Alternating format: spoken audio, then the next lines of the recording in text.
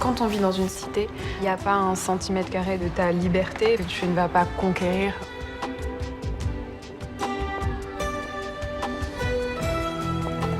On parle beaucoup de la banlieue. Les gens, ils ont plus tendance à parler des garçons. Du coup, on a tendance à se focaliser sur eux. Qu'est-ce que ça veut dire, être une fille de banlieue? On parle pas assez des filles qui essaient de se battre. Je me laisse pas faire. C'est pas parce qu'on habite dans une cité qu'on va pas réussir. Moi, aujourd'hui, je suis très fière d'avoir grandi en banlieue.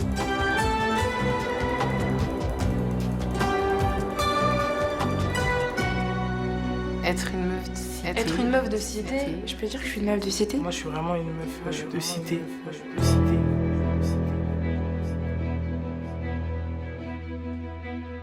C'est comme s'il y avait un point, en fait. Ouais. Et là, ta phrase, elle est en suspens, il n'y a pas de point. Donc, il y a bien un virus dont cette ville souffre depuis longtemps. Celui de la peur du changement. Je m'appelle Camilia, j'ai 29 ans. Je suis consultante en stratégie de communication. En fait, cette phrase-là, vraiment, c'est la partie la plus importante. Je suis d'origine algérienne. Je suis née en France, je suis déjà la 3e génération. Mais surtout de leur apporter des solutions. Moi, mes grands-parents sont arrivés en France, dans les bidonvilles de Nanterre, dans les années 60. Ma mère est née en France, mes 2 parents ont grandi en France, dans la même cité. J'ai grandi ici, aux Luttes, à Gennevilliers, où j'ai passé toute mon enfance, mon adolescence, toute ma vie.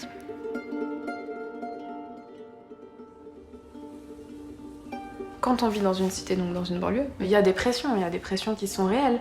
Et je crois que quand t'es une gamine, c'est dur à gérer. Quand on vit aussi dans un petit village, c'est la même chose.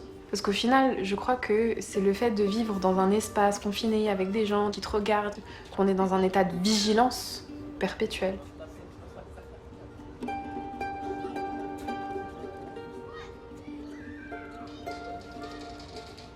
On a grandi dans un environnement qui nous a appris avant l'heure à mettre en place des stratégies pour préserver une réputation, pour pas faire parler. Donc tous les espaces dans lesquels on évolue sont des espaces dans lesquels on doit se battre.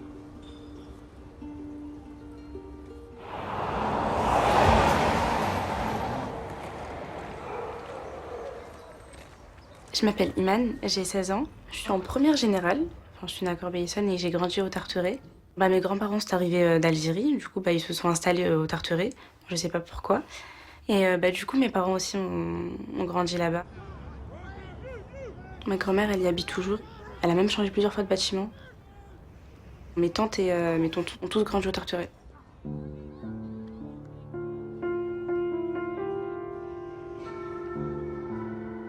J'ai déménagé en CE1 à Montconseil. Mon conseil, c'était un peu plus calme qu'au Tarteret, mais avec le temps, ça revient au même un peu.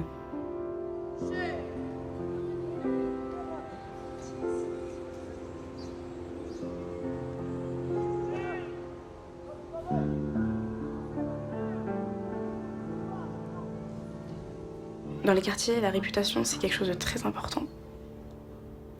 Tu peux faire comme si tu t'en fichais, c'est très très important. Même pas voilée à l'intérieur du quartier.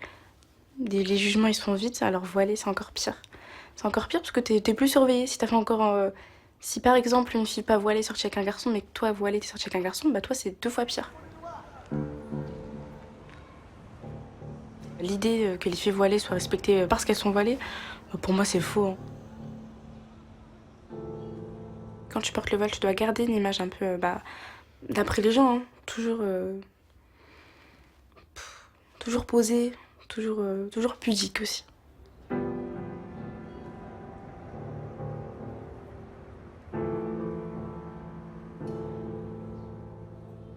Vu que c'est petit, on vit un peu en communauté dans une cité. Ça parle vite, ça parle beaucoup et ça parle fort. C'est dur pour ma maman, je la comprends, de se dire que demain j'aimerais pas que les voisins ou les voisines m'apprennent quelque chose sur mon enfant, parce que c'est vrai que les regards ici c'est relou.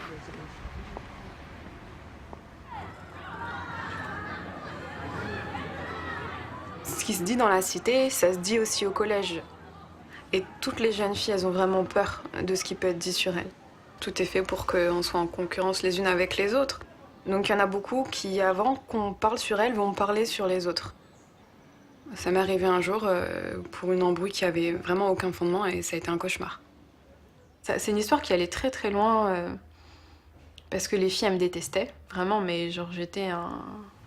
Elles me détestaient mais elles pouvaient pas s'en prendre à moi physiquement parce que j'étais plus costaud.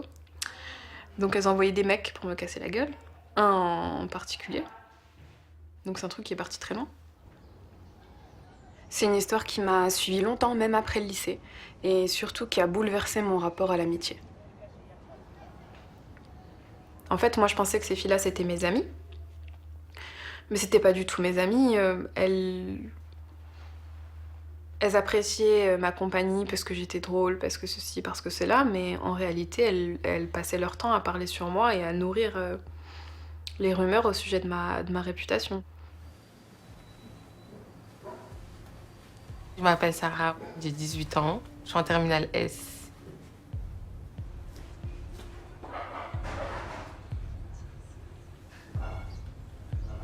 Je suis venue à Corbeil il y a 11 ans, je crois. Je suis arrivée en CM2 ici. Mes parents, ils ont grandi en quartier. Ils vivent pas la même chose que nous, ce qu'on vit.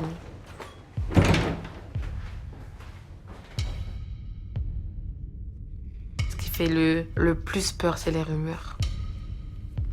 Ça fait peur, mais c'est quelque chose qu'il faut vaincre. C'est normal si mon père il a peur. Même s'il le montre pas trop, c'est normal.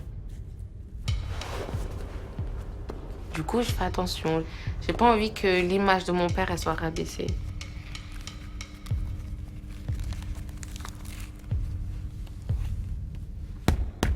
Après, oui, c'est normal, tu fais attention à comment je me comporte parce que je suis la fille de mon père. Du coup, ça peut parler, oui, j'ai vu ta fille crier, j'ai vu ta fille, elle était mal habillée. Ça parle vite ici. Si les gens voient que t'es un garçon manqué, personne vient t'embêter, personne te calcule. T'es tranquille. T'es pas invisible, mais on fait pas attention, en fait. On va pas s'attarder sur toi.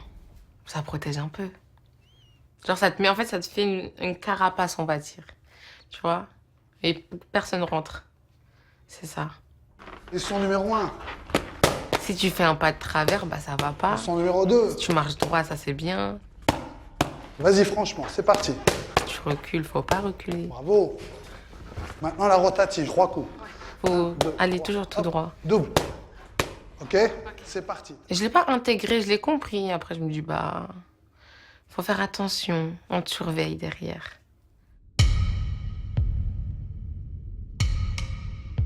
La pression, elle est là que tu le veuilles ou non. En soi, je faisais de la boxe parce que c'était un moyen de me défouler un peu.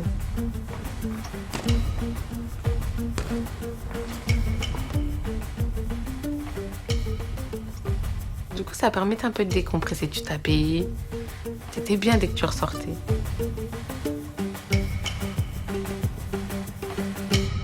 Quand on sait que la réputation de ta fille, elle dépend de à qui est-ce qu'elle parle, de comment est-ce qu'elle s'habille, de où est-ce qu'elle va, et on devient particulièrement vigilant sur ces points-là.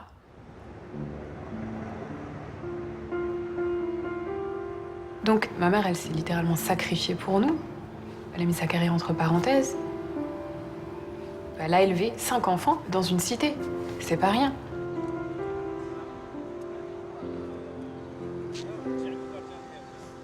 Ma mère, je vois bien comment elle s'est comportée avec nous. On est 3 filles, je suis la plus grande. Elle a été très stricte, mais en même temps, c'est quelque chose que je comprends. L'endroit où j'ai vécu, toute ma vie, avec mes frères et sœurs, c'est une zone protégée, c'est une bulle, c'est pas la cité.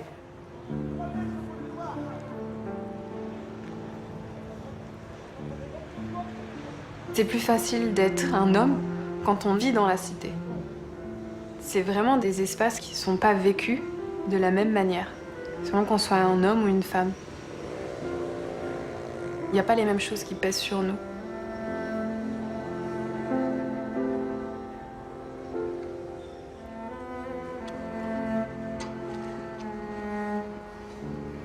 On voit moins les filles dehors que les garçons. Les garçons, ils ont des endroits spécifiquement pour eux. Tu sais qu'une fille, elle ira jamais dans cet endroit-là parce qu'il y a que des garçons. Alors que les filles, on n'a pas de coin comme ça dans le quartier où on se retrouve. C'est soit chez nous, soit dans un petit coin, mais aux yeux de tous. C'est comme ça.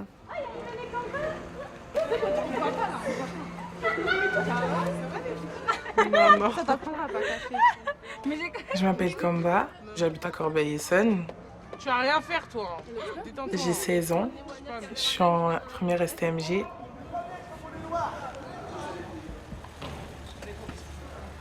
En fait, les garçons, on a l'impression qu'ils vivent dans une autre bulle, ils vivent pas dans la même bulle que nous. Même nos sujets de discussion, c'est pas la même chose. On pense vraiment pas pareil, on est dans deux mondes différents pour moi. Vraiment. Ça va? Ouais, ça fait longtemps qu'on parle de sénégalaise. Elle est trop moche. Wallah, elle est trop moche. Wallah, ça me lave pas la top. La noire? Ça m'a fait, la Renault? Pour moi, les filles, on a plus de pouvoir que les garçons parce qu'on réfléchit plus. On est plus posé, on réfléchit plus aux conséquences, à si on fait ça, ce qui va se passer. Pour eux, c'est la bagarre, vraiment montrer que c'est eux les plus forts.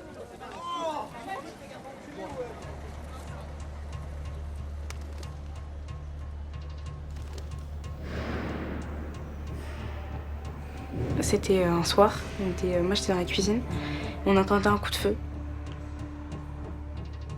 Il y a des garçons qui sont venus, ils ont voulu tirer sur quelqu'un, sauf que cette personne-là, elle s'est baissée et c'est Adèle, du coup, qui a pris les balles. Du coup, il est mort. Il était gentil, il faisait de la moto tous les jours ici, tout le monde le voyait. Adèle, c'était pas un garçon qui était dans les embrouilles. Ça arrive à la mauvaise personne en fait, c'est pour ça que ça a touché un peu tout le monde ici. C'est vraiment bête, parce qu'au final, il est mort pour rien, on va dire. Il y a des rivalités entre quartiers. Tous les quartiers veulent prouver que c'est mon quartier le plus fort. C'est mon quartier et pas celui des autres. En fait, ils veulent tous se prouver quelque chose. Pour moi, si un garçon il est intelligent et il se dit je vais pas rentrer dans ça, il a les mêmes chances qu'une fille. Mais s'il reste dans cette bulle, oui, moi je vais me battre pour prouver que je suis le plus fort. Bah, pour moi, la fille, elle va toujours avoir plus de chances de réussir que lui.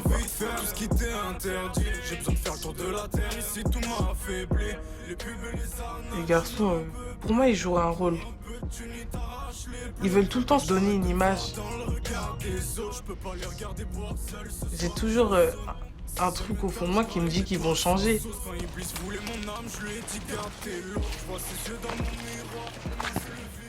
C'est pour ça que moi, des fois, j'essaye de parler avec eux, de leur dire c'est pas comme ça que tu vas réussir, d'essayer de les remettre sur le droit chemin, mais c'est dur quand même.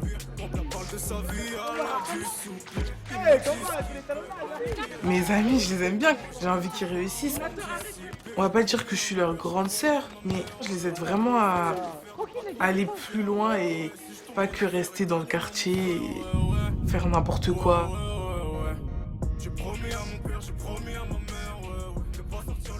La fille, elle peut jouer un rôle dans tout ça, en fait. Elle peut l'influencer. Et c'est soit il va chuter, soit il va réussir. Et je pense que là, la fille, elle peut avoir un impact, elle peut avoir un rôle. Et c'est là qu'il va peut-être se rendre compte. Et pour moi, ça va être grâce à la fille. On voit vraiment qu'ils ont besoin de parler avec nous. Enfin, on le voit, par exemple, des fois, ils vont nous dire « venez, on sort », tout ça. Mais par contre, leur bande de potes, ils veulent pas qu'ils traînent avec nous. Ils sont pas censés traîner avec des filles. Mais eux, je les aime bien parce qu'ils s'en foutent un peu. Ben moi, je vois une nouvelle facette d'eux quand ils se confient à moi, entre guillemets. Par exemple, moi, mes amis, si je les connaissais pas et que je les voyais dans la rue, pour moi, il est méchant, lui, il est malpoli. Alors que quand je parle avec eux, je vois il est gentil. Je sais pas, j'aime bien. Il m'apporte du bonheur dans ma vie, vraiment. C'est de la confiture. Tempête de la solidarité. Mais arrête de me titiller, cousine. Allez, prends. Comment tu vas? Juste pour les enfants, c'est pas trop lourd. Tiens. J'ai mal au dos. Et moi j'ai mal où? Mes amis me voient comme quelqu'un d'autre parce qu'ils savent très bien que je vais pas sortir avec des garçons. Ils savent, en fait, ils me connaissent. Tu en avais pris? Oui, j'en ai plein, ma chérie. Tu veux quoi? Du Fanta, je crois. Ça, c'est bien aussi. Ah oui, c'est Pour eux, c'est sûr que, enfin, ils vont même pas se dire dans leur tête, pardon, oh, Kamba, peut-être elle sort avec lui. Non, jamais. Je pense pas, jamais, jamais. Arrête! Bah t'as vu, voilà pourquoi je voulais pas tailler sur mon snap. Arrête!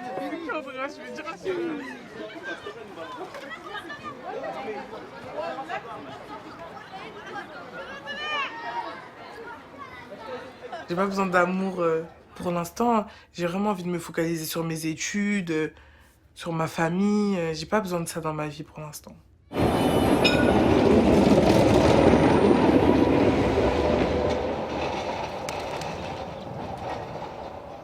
Dans mon quartier, c'est pas que j'avais pas le droit de parler avec des garçons. C'est que mes relations avec les garçons, elles étaient circonscrites. C'est-à-dire qu'il y avait une limite à pas dépasser. Et cette limite, c'était la limite de... c'est mon frère. Tu vois? Les hommes extérieurs à mon cercle, ils pouvaient être que mes frères. Donc les relations qui se nouaient, c'était toujours des relations de respect, mais avec une limite très claire. Voilà, t'es mon frère. En tout cas, devant tout le monde, au vu et au su de tous, en public, t'es mon frère. Tu peux pas être autre chose, tu vois. T'es mon frère, t'es mon pote, à la limite, mais tu peux pas être autre chose. As-tu déjà regretté d'être sortie avec un garçon? Je suis jamais sortie avec un mec. Bah, côtoyer un mec. Ouais. Ouais. Vous savez très bien. T'es amoureuse? Non. Non. Non? Ah ouais? Tu sais, être amoureuse, c'est un grand mot. De ouf. Tu tombes pas amoureuse facilement. Comme ça, en plus, j'ai vu sur Twitter comme quoi, dans ta vie, tu tombais seulement 3 fois amoureuse. C'est la vérité. Sortir avec un mec, c'est vrai que c'est compliqué. Faut faire attention. Parce que je sais pas comment la personne a réfléchi. Du coup, je sais pas comment elle pense. Du coup, je ne connais pas l'intention de la personne. Ça veut me faire du mal, ça veut être bienveillante avec moi, ça veut être gentil, pas gentil. Es-tu un cœur d'artichaut ou un cœur en peine? Est-ce que t'es peiné dans ta vie, non? Ah, moi, j'ai grave un cœur en peine, là. Si on voit toutes les blessures qu'il a, c'est horrible. Quelqu'un de bien, genre, je sais pas, ça se voit peut-être. Il sera différent des autres. Mais je sais pas comment on fait pour voir cette différence. Es-tu romantique? Grave. Vite fait. En fait, il faut que la personne soit romantique en face de moi pour que je le sois un peu. Oui, faut pas que ça soit à sens unique, quoi. Si t'es trop romantique, faut pas les écouter. Faut pas les écouter. Après, ça dépend, il y en a qui sont gentils. Mais en général, non. Non. Faut bien les connaître avant. Faut bien te renseigner sur eux, sinon t'es mal paré. Moi, je suis là, je me pose toutes ces questions avant même de parler avec un garçon. Donc, en soi, je connais le vice du garçon. Je sais que s'il fait ça, bah, c'est pas un mec bien et tout. Du coup, genre, c'est quelque chose aussi qui renforce ma carapace, on va dire. La plupart, c'est un peu vulgaire, hein, mais la plupart, c'est je te séduis et je te mets dans mon lit et salut. Ouais, bah c'est ce qu'on entend le plus souvent. Après, ça se fait quand t'es grand et on l'a jamais entendu entre nous, mais on l'entend. Et du coup, voilà. Faut faire attention. Je me souviens un jour, j'étais à la pharmacie et je vois cette fille de ma cité qui était en pleurs à un autre guichet dans la pharmacie. Et là, je me suis dit, bon, il y a quelque chose qui va pas, mais j'ai pas osé aller la voir pour la déranger. C'était une fille qui était très féminine, toujours très apprêtée. Bon, elle était un peu moins âgée que moi, hein. À l'époque, je sais pas, elle devait avoir 15 ans. Quelques temps plus tard, je la vois voilée. Mais pas voilée avec un petit voile comme ça, voilée avec le gilbeb. Donc, Enfin, il y avait que son visage qu'on voyait, tu vois. Des vêtements très amples. Ça lui ressemblait pas du tout. Enfin, il y avait quelque chose qui allait pas.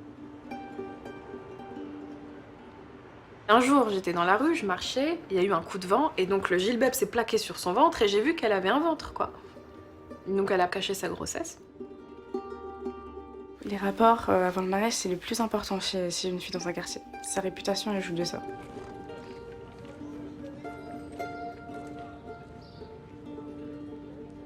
Si vraiment ça, tout le monde est au courant, je pense que tu peux faire ta vie malgré ça. Après, personne n'est pareil au fond, mais c'est dur. Ouais, franchement, c'est dur.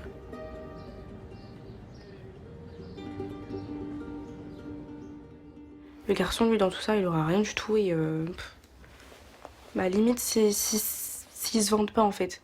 Alors que la fille, non, la fille, elle est humiliée un peu, elle est souillée, si on dit ici, alors que... Moi, j'ai grandi avec les mêmes choses. Fais attention aux hommes. Un homme, une fois qu'il a eu ce qu'il voulait, après, c'est fini.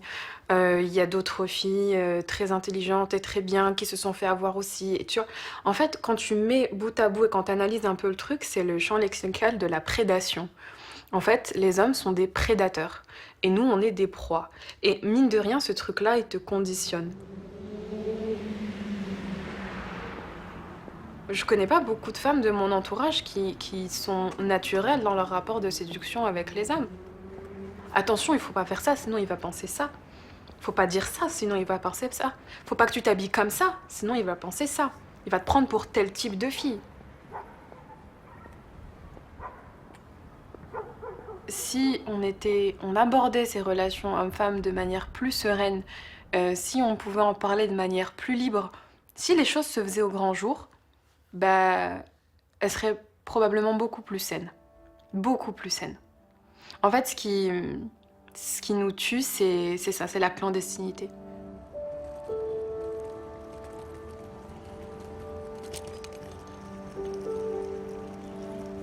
Du coup, comment est-ce que tu fais pour te marier? Comment tu fais pour trouver quelqu'un? J'ai grandi dans une famille qui est quand même... voilà, il y a des valeurs assez traditionnelles. Donc, en fait, les enfants, ils partent de la maison pour fonder eux-mêmes un nouveau foyer. Et c'est le signe qu'une maman a bien réussi l'éducation de ses enfants. Ma mère, elle a ses schémas. Elle pense que mon bien, c'est de ne pas partir de la maison avant d'être mariée.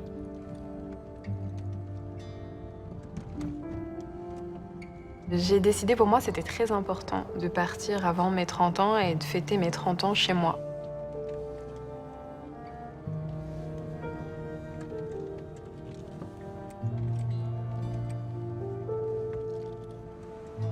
Et il se trouve que j'ai bousculé le schéma de ma mère. Sans vouloir lui faire de mal, mais je l'ai bousculé. Et ça lui a fait du mal. Je vois pourquoi est-ce qu'elle est malheureuse et je sais qu'elle l'est et qu'elle l'est vraiment. Et j'en suis désolée. Hein. C'est pas évident. Mais c'est nécessaire. Je savais pas comment mon père réagirait. Je savais comment ma mère réagirait, mais je savais pas comment mon père réagirait. Et ça a été un tel soulagement de voir qu'il me soutenait dans ma démarche. Ou en tout cas, non, qu'il me comprenait. Qu'il me comprenait. Vraiment, ça a été un soulagement, j'en ai pleuré.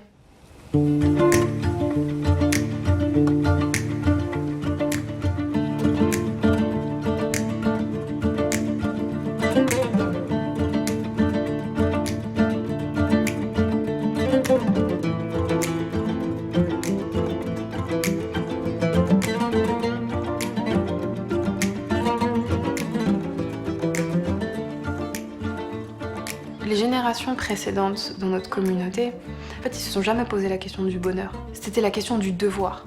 Comment est-ce que je fais pour remplir mon devoir? Parce que forcément, quand tu te poses la question du bonheur, quand tu te dis qu'est-ce qui, moi, il me rend heureux? Bah, que mes enfants soient heureux. Qu'est-ce qui rend mes enfants heureux? Eh ben, c'est de faire telle ou telle chose. Parce que quand tu te poses cette question-là, le regard des gens, t'en as plus rien à faire.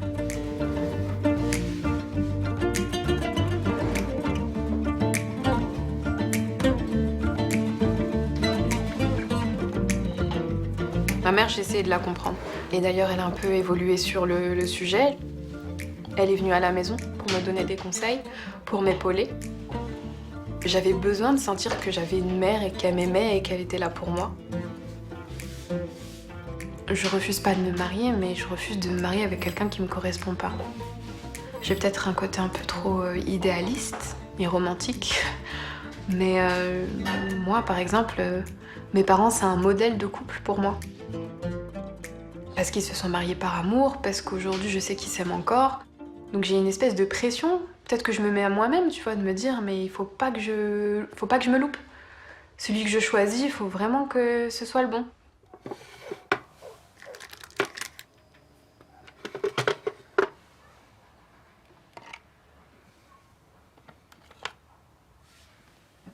J'ai envie de partir dans le fond pour voir ce que ça fait de vivre toute seule, genre vivre mon aventure à moi. Après, j'ai pas envie de partir parce qu'après, j'aurai plus mes parents, j'aurai plus rien, tu vois, je serai vouée à moi-même. Donc c'est juste ça qui me fait peur. Je suis pas pressée de quitter mes parents, mais voilà quoi, de toute façon, comme je me dis, tôt ou tard, je me marierai. Je préfère mieux finir ma vie avec un rebeu, un Algérien de préférence, un Kabyle de préférence. Un homme qui ressemble à mon père. Parce qu'en soi, mon père, ça a été un modèle. Genre, c'était l'homme de la maison, voilà. Du coup, il faudra un homme comme ça. Ma maman a été mariée une première fois avec un monsieur. Elle a eu mes deux grandes sœurs. Elle s'est séparée de ce monsieur et elle a rencontré mon père. Au début, c'était pas très accepté. Elle était pas musulmane, elle était pas rebeu, elle avait déjà 2 enfants. Ça a pas posé de problème à mon père, mais je pense que ça a posé problème à son entourage, ce qui est normal, mais pas normal. Enfin, c'est quelqu'un qui l'aime, du coup, c'est pas normal. J'espère que t'as révisé. Hein? T'inquiète, je connais mon texte par cœur. C'est bien. Je connais, moi je suis sérieux. Zama, t'es sérieux à Skip? En tout cas, je suis plus sérieux que toi, en tout cas. Moi, Toi, tu connais jamais tes textes. Toi. arrête de mentir, toi. Tu connais jamais tes textes. La pièce de théâtre qu'on a créée, ça s'appelle L'Annonce infernale. L'histoire, elle est vraie. Après, on a amplifié ça sous la forme du mariage. Bon, j'ai le script. On y va? Vas-y. Allez. Comme ça, Le problème, c'est la mixité. C'est pas accepté partout. Oui, donc mercredi, c'est parfait. Tac, tu sors. C'est vraiment une rebeu qui sortait avec un Renoir. C'est une vraie fille du quartier. On s'est inspiré de son histoire. Mais t'es complètement folle. Te marier avec un Renoir, les parents ils voudront jamais. Bah c'est bon, tu t'es bien marié avec un blanc, toi. Pourquoi pas moi avec un Renoir? C'est pas la même chose. Tu vas faire quoi du coup? Bah avec Merveille, on a décidé de faire une sorte de réunion entre les deux familles, vendredi. Et tu penses que ça va suffire? Eh ben on verra bien. Mais t'as craqué ou quoi? Et t'en fais quoi de la fille du bled que maman t'a présentée? Mais arrête, t'abuses. Je vais quand même pas me marier avec la fille du bled. La fille du bled, je la connais même pas. Sérieux. Je m'en fous. Elle ne va jamais accepter. En général, ça se passe comme ça. Même moi, je sais très bien que mon père, il va... Enfin... Je pense pas qu'il accepterait que je me marie avec un autre que malien. Je pense pas. Après, maintenant, il est plus ouvert d'esprit, mais... Je pense pas qu'il accepterait. Ma fille, elle était triste parce qu'il la cité, tout le monde disait oh non, elle va se marier avec les Noirs. Et moi, j'ai dit oui, faut pas les Noirs. Et mes filles me disent mais non, c'est l'amour qui prime. Je pense que vraiment la difficulté, c'est que les parents, ils acceptent en fait. C'est même pas d'être avec... Enfin, c'est même pas nous le problème d'être avec un Noir ou un Arabe. C'est vraiment la décision des parents en fait. Les préjugés de la cité, ça sert à rien On d'être... vit tous la même chose, donc ça me dérange plus tant. Moi aussi. La couleur de peau, pour moi, ça joue beaucoup. Un très grand rôle pour moi, carrément. Pour moi, le racisme, ça me fait vraiment mal au cœur de voir qu'il y a encore des choses comme ça, en fait. Donc moi, ça me fait vraiment peur. J'appréhende beaucoup ça. À cause des origines, on a des remarques du genre bougnoule, ferme-la, retourne dans ton pays. Pourtant, je ressemble pas à une arabe. Mais on me le dit. Ça m'est arrivé une fois. C'était une dame âgée. On était montés dans le bus et on parlait. On se racontait des petites choses de nos vies, quoi. Et à un moment, elle va pour se lever et elle commence à nous dire ta gueule, bande de bougnoules. Mais j'étais choquée. Plus mature, ouais, déjà. Et plus grande, non? Ouais. Non, c'est cool. Je vais pas lui en vouloir, je vais pas m'énerver contre elle. On va dire, elle a pas trop réfléchi avant de parler.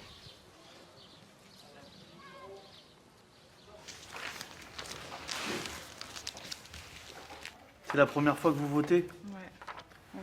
Voilà, allez-y. À voter. Genre, je suis autant française qu'elle.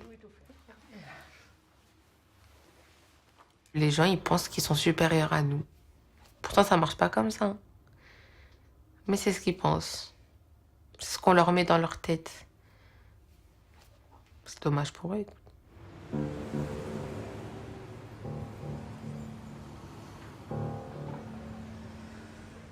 Le racisme, enfin que j'ai vécu entre guillemets, c'est même des camarades entre nous. On va éteindre la lumière, oh qu'en bas on ne voit plus, des trucs comme ça, par exemple. Enfin c'est drôle pour eux, mais ça fait mal au fond.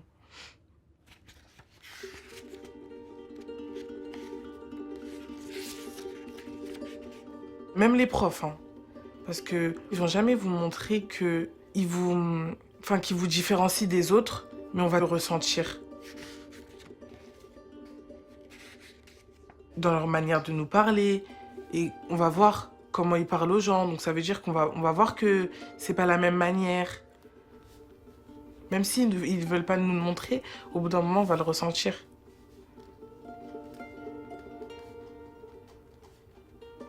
Moi je suis française aussi, hein. Même si je suis française d'origine malienne, mais pour moi je suis aussi française. Mon grand-père, c'était un militaire. Un tirailleur sénégalais. Il est mort quand j'étais pas née. Je saurais même pas quoi vous dire sur lui.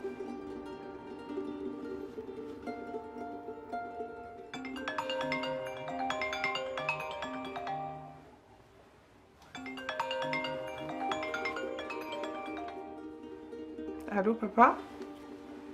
On lui a donné une médaille parce qu'il y a un char qui est tombé. Il n'y a eu aucun survivant à part lui. Ah oui, ok. La guerre d'Algérie. Ah, je vois. La guerre d'Indochine. Oui, t'inquiète, je note. Ah, d'accord. Ah, il a une grande histoire, papy, hein.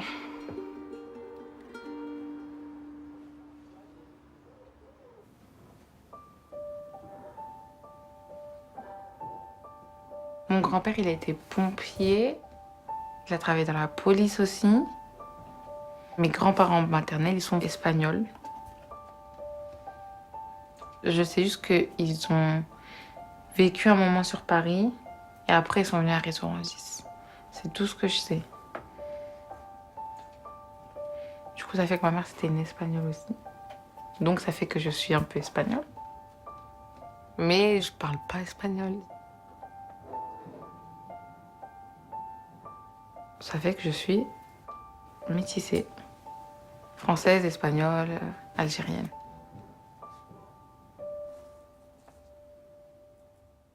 Je me sens pas plus... Enfin, je peux me sentir plus française parce que je suis en France, je parle français. Mais j'ai la nationalité aussi algérienne. Je vais en Algérie, mais je parle pas kabyle. Mais je me sens pas plus espagnole qu'algérienne parce que... Je sais pas, c'est la même chose, genre, c'est ce qui me constitue moi. Du coup, bah, genre, il n'y a pas plus ça que ça ou ça que ça. C'est la même chose. On est bien peu de choses et mon amie la rose me l'a dit ce matin. À l'aurore, je suis née, baptisée de rose. Je me suis épanouie, heureuse et amoureuse, au rayon du soleil. Me suis fermée la nuit, me suis réveillée vieille. Ma grand-mère paternelle, c'était quelqu'un de très joyeux, qui aimait faire la fête, qui aimait la musique. Je me suis aperçue après sa mort que je lui avais pas parlé autant que j'aurais pu, que j'aurais voulu, que je lui avais pas posé autant de questions, que en fait avec elle, c'était pas juste elle qui était morte, c'était tout un héritage, c'était tout un pan de mon histoire que je retrouverai jamais. Voilà Dieu qui m'a fait courber la tête et je sens que je tombe et je sens que je tombe. Mon cœur est presque nu, j'ai le pied dans la tombe. Déjà je ne suis plus. J'ai commencé à pratiquer la danse orientale, en fait c'était vraiment dans une logique globale de réappropriation de ma culture, de mon identité.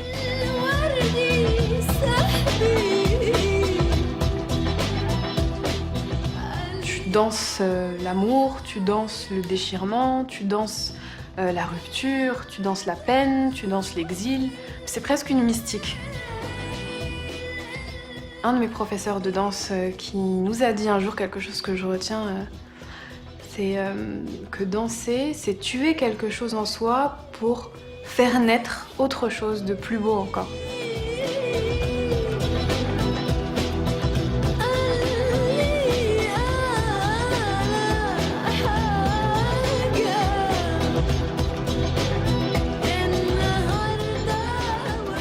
J'ai jamais rejeté mes origines, ma religion.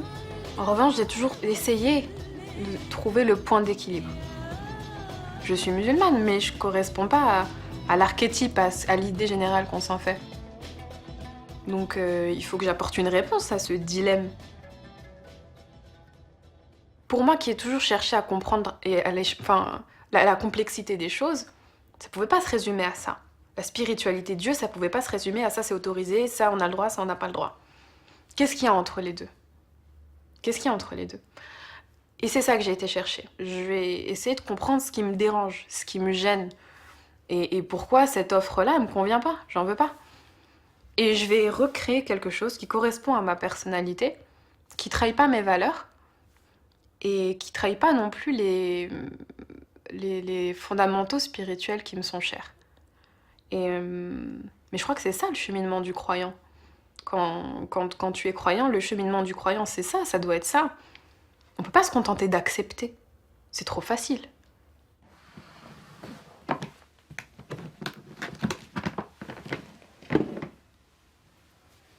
J'ai porté le voile quand j'étais en 5e au collège.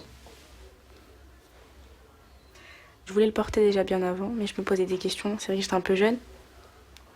Ma maman, elle m'a dit, t'es sûre? Vraiment, on m'en a jamais parlé. Le voile, c'est quelque chose que j'ai fait de moi-même, en fait. J'hésitais beaucoup. Avant de le porter, je me posais plein de questions. Et sur un coup de tête, comme ça, j'ai dit, ouais, allez, si j'attends trop, ça sert à rien. Et du coup, je l'ai porté.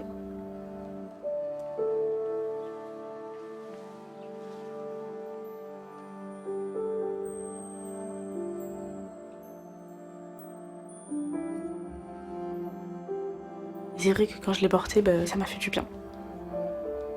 Je saurais pas l'expliquer, mais c'est vrai que ça fait du bien, ça m'a apaisée et c'est ce qui me calme aussi. Enfin, ça me calme. Je veux dire, ça me... Je saurais pas l'expliquer, mais ça me permet de rester forte.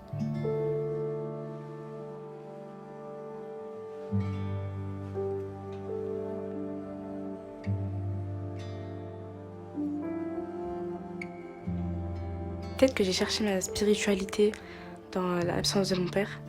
Le fait qu'il soit pas là, ça m'a fait du bien parfois d'être... ça me fait du bien d'être seule dans ma chambre, de lire, etc. Donc peut-être que ça s'est joué sur ça. Après, je sais pas. Après, c'était un peu compliqué, c'est le regard des gens.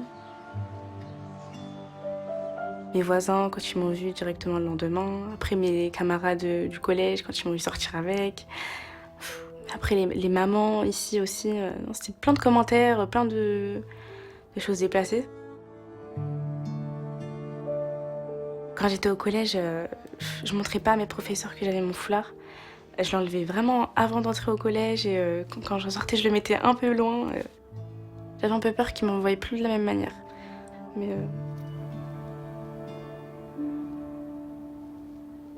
quand j'avais 4 ans, j'allais à Nantes chez Jacqueline et Daniel.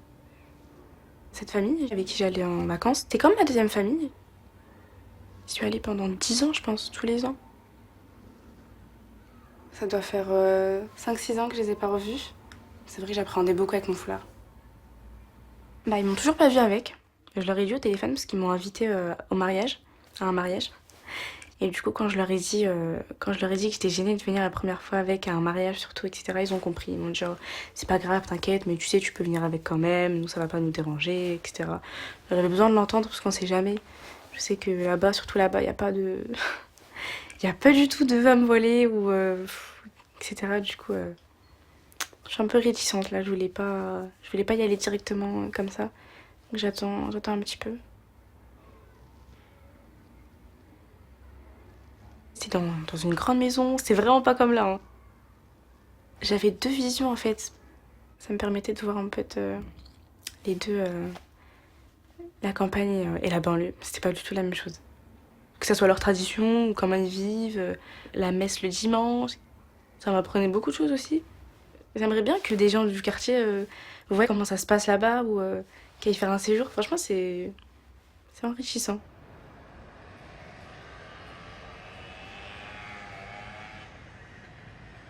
Dans ma cité, il y a très peu de familles blanches. Il y en a vraiment très peu, pour le coup.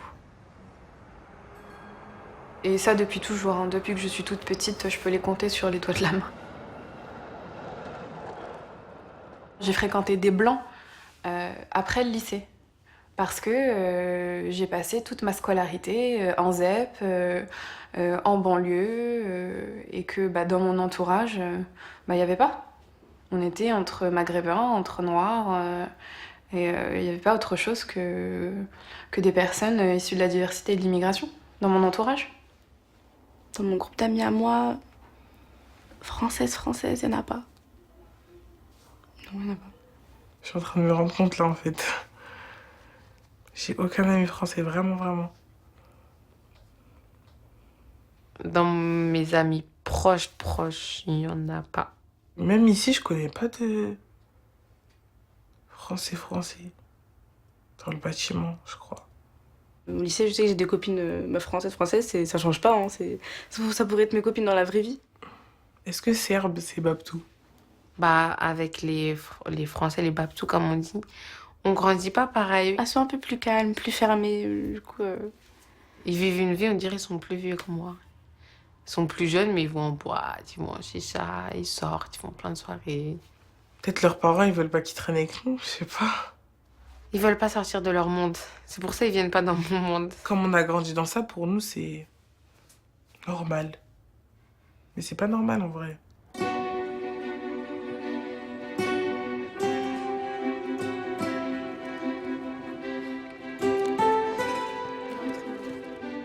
Dans les quartiers, on est bloqués. C'est pas nous qui avons décidé d'être ici. Hein. Nous, les filles, on se lasse et on dit tout le temps à ma mère oh maman, c'est bon, on en a marre, on veut partir. Que ça soit l'environnement ou même les personnes. Hein.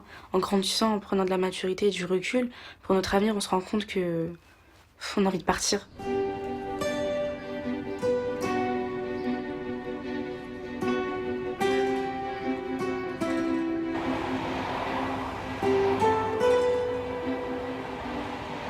J'ai pas envie de rester à Corbeil. J'ai même pas envie de rester à Paris, tout simplement. Genre, soit je pars en province, soit je change de pays. On parle beaucoup de la banlieue. C'est pas une étiquette qu'on garde, mais il y aura écrit banlieusard quelque part. C'est pas quelque chose qui freine à faire ce que tu veux faire. Mais c'est là, c'est quelque part. Ça traîne.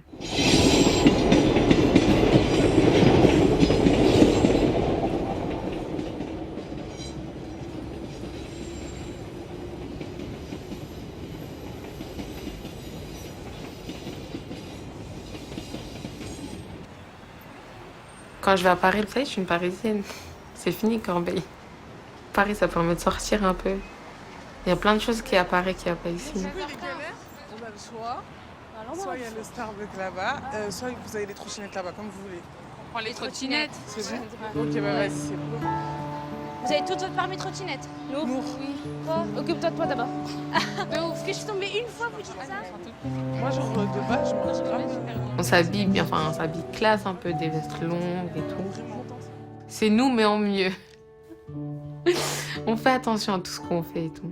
Tout ce qu'on fait ici, en partant là-bas, on arrête de le faire. Pas de relâchement, pas de...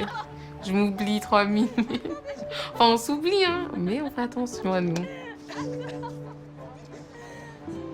Elle est passée. On fait attention un peu à ce qu'on dit. Il n'y a plus de wesh, plus de satikwala, plus de vas-y. On essaye de bien parler. C'est déjà ça. Je te regardais, j'ai rigolé. I like the view. I like the view. You do? You do? Yes. You are my best view. Moi, j'aime bien venir en France pour regarder les dehors. aussi, franchement. Je trouve que En fait, on a des mimiques, des gens de Paris. Ils aiment bien parler avec les mains, tous les petits trucs comme ça. Surtout les filles de Paris. Elles aiment bien, parler comme ça, comme ça. Ah ouais? Oui, je vois. Pour les stars, on dirait qu'il y a des photographes partout. Moi, c'est bon pour moi, c'est bon pour vous? Ok.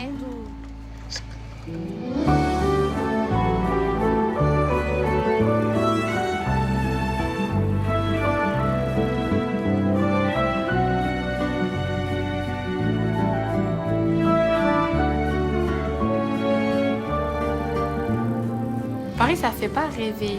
C'est le fait de se dire, ouais, ici, je connais personne.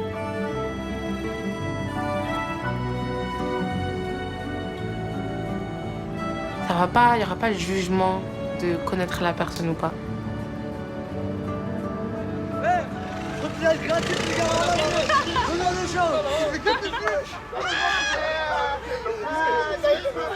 Vous êtes pas de la vraie cité, c'est pour ça. Vous habitez où? Nous, dans le 91 Corbeil. D'accord. Bon, allez. Tu veux quoi? Je suis là, moi. Mais ils sont partis. Miskin. Attendez! Bah t'as pas dit ça te dérange pas? Ouais, ça me dérange pas. Attends, on descend et après on remonte comme ça. On a le droit de faire des roues? Vas-y. Vas-y, 1, 2, 3. Moi, pas mal, mais...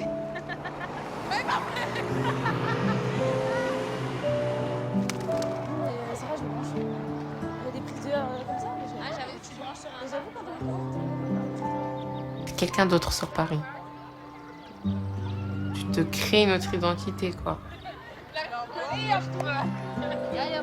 Allez, vous asseoir ailleurs. Par contre, vous vous décalez. Aïe! Aïe!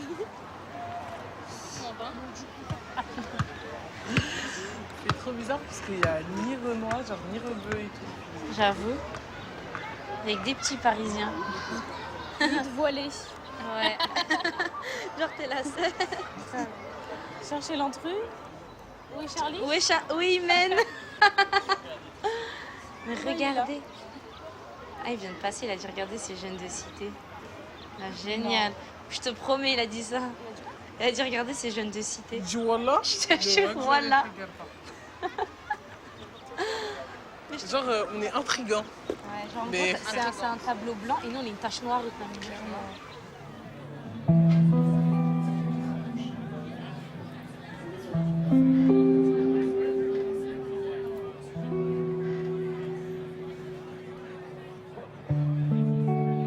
Il y a des restaurants, c'est devenu très à la mode, dans lesquels on se sent légitime, dans lesquels on se sent à notre place.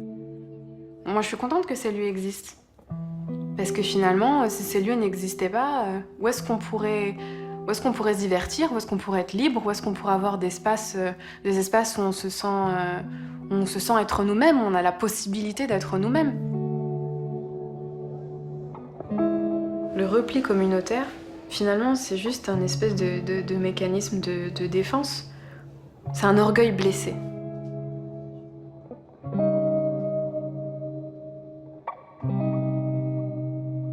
Après, à côté de ça, je ne rejette pas l'entière responsabilité de nos échecs sur la société française.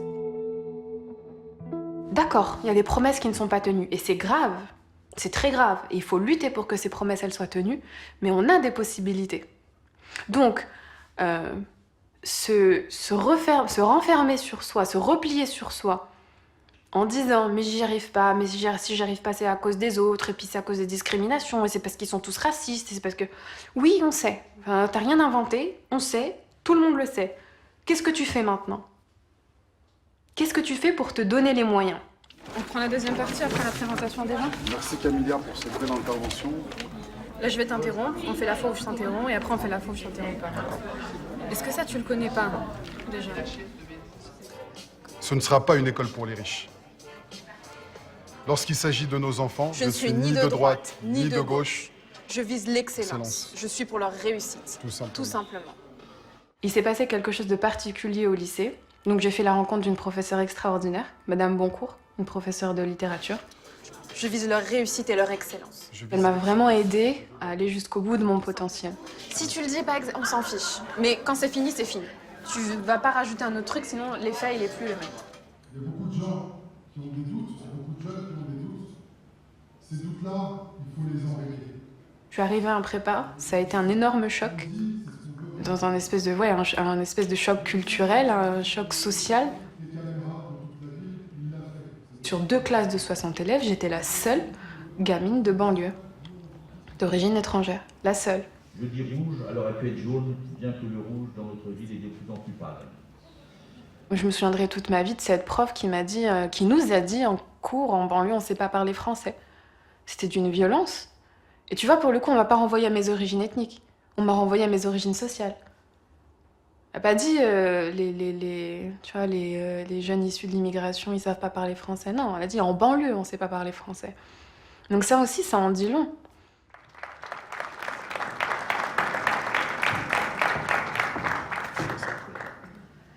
« 4%.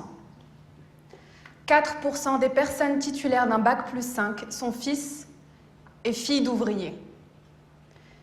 Si je fais partie de ces 4%, c'est que j'ai eu la chance d'avoir des parents et un entourage familial qui a toujours su nourrir ma curiosité intellectuelle. J'ai décidé de passer les concours pour les écoles de communication et il fallait faire un mémoire. C'était les élections municipales à l'époque et le FN avait fait un score historique. Et j'ai fait ce mémoire sur le Front National qui a vraiment été un déclic pour moi parce que c'est à ce moment-là que j'ai compris que je voulais faire de la communication politique. Que les grands enjeux de société, la communication grande cause, c'était ça qui m'intéressait en réalité dans la communication. L'avenir des jeunes à Gennevilles, il est dans les cabinets d'avocats, il est dans l'artisanat, il est dans le sport, il est dans l'ingénierie. Aujourd'hui, c'est pas une surprise que mes engagements concernent la question des femmes, la question des banlieues et la question du racisme. Parce que trop souvent, j'ai vu à Gennevilliers et ailleurs des jeunes manquer de confiance en eux. Je me battrai toute ma vie et par tous les moyens possibles. Et je dirais toute ma vie par tous les moyens possibles que je suis pas d'accord.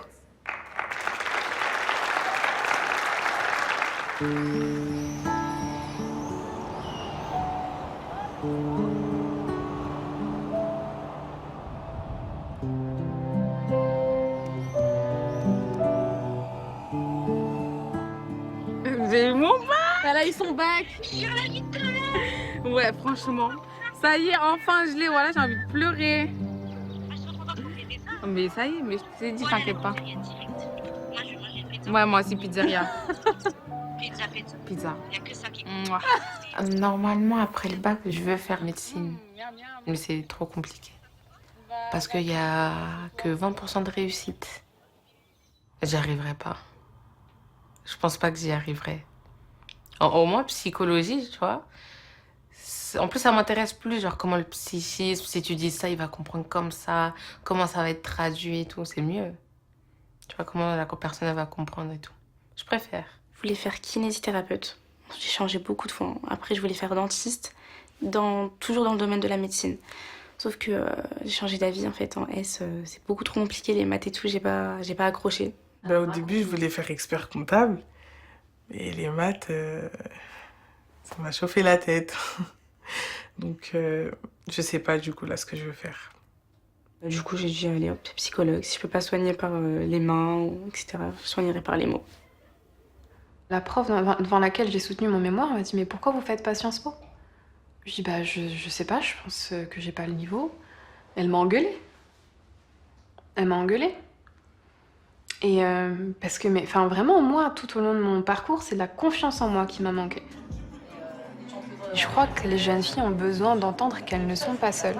Je crois que c'est vraiment un devoir de transmettre, d'accompagner, d'aider. Moi, je suis du Luth, à Gennevilliers, Warda à l'île de Fontenay.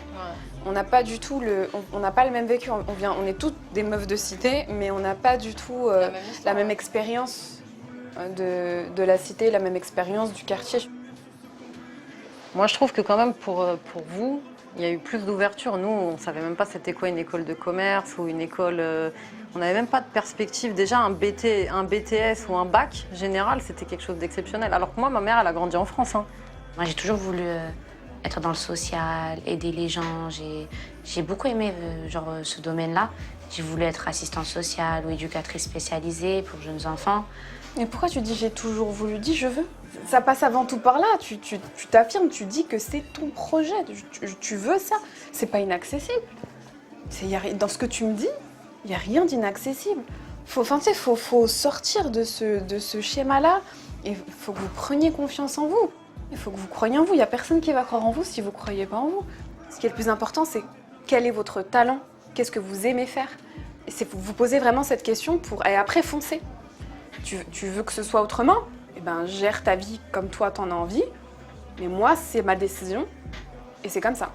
Au bout d'un moment, il faut s'affirmer. Pourquoi? Parce qu'en t'affirmant, toi, tu éduques les gens en face de toi.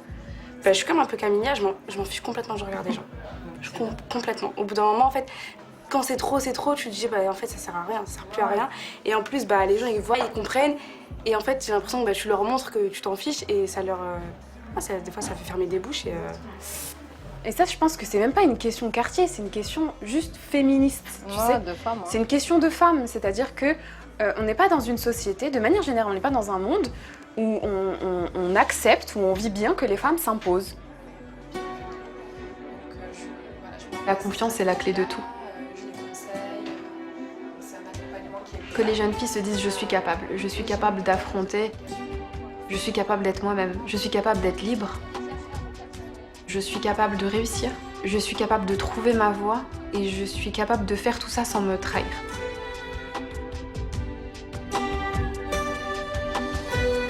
C'est nous qui avons le pouvoir de transformer les quartiers. En tant que femme, en tant que fille de cité, on est à même de créer et de provoquer le changement.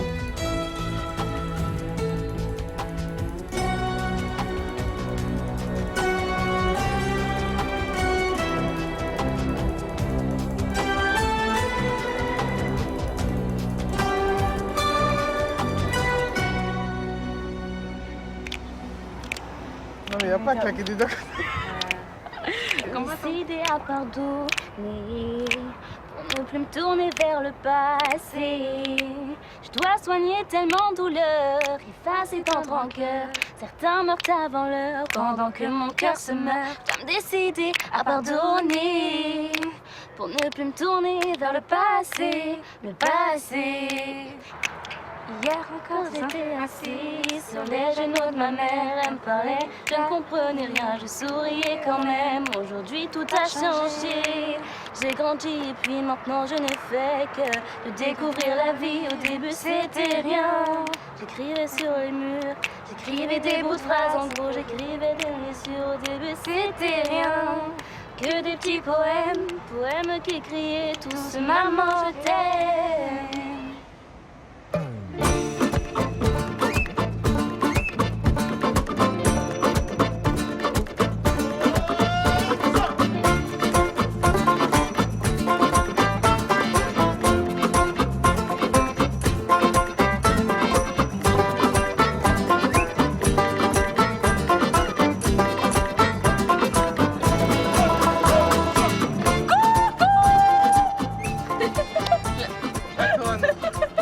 Attends.